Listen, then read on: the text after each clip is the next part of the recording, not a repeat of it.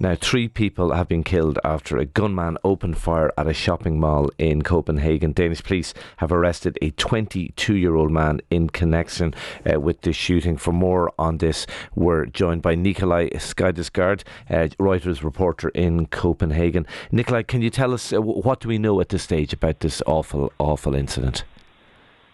Yeah, good morning. Thanks for having me. Good morning. So we know now that there was no particular motive from this 22-year-old man. Police hasn't been able to uncover anything in terms of race or gender or anything. The victims of this attack were random.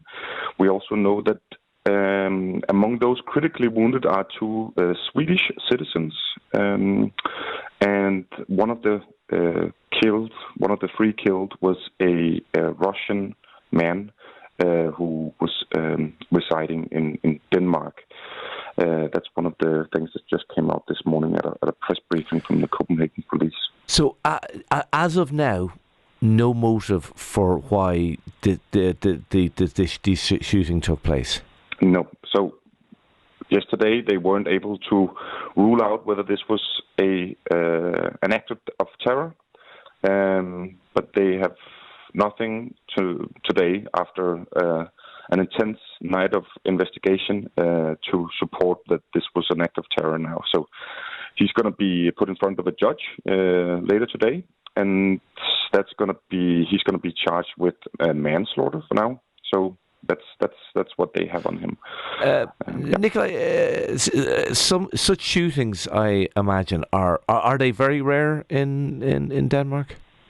Shootings are very relatively rare. Yes, we haven't had one in a long time. To my recollection, where we had what was called a terror attack back in 2015. Where 2 were killed and several wounded, but they are rare.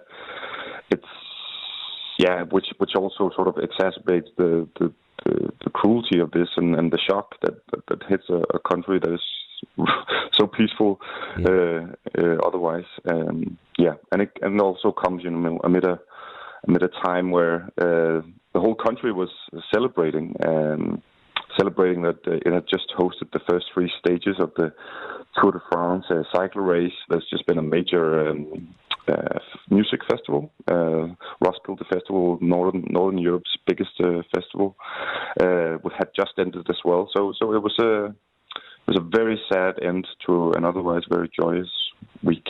Okay, all right. Nikolaj, thanks indeed for talking to us. Nikolaj Skydsgaard there, Reuters reporter in Copenhagen.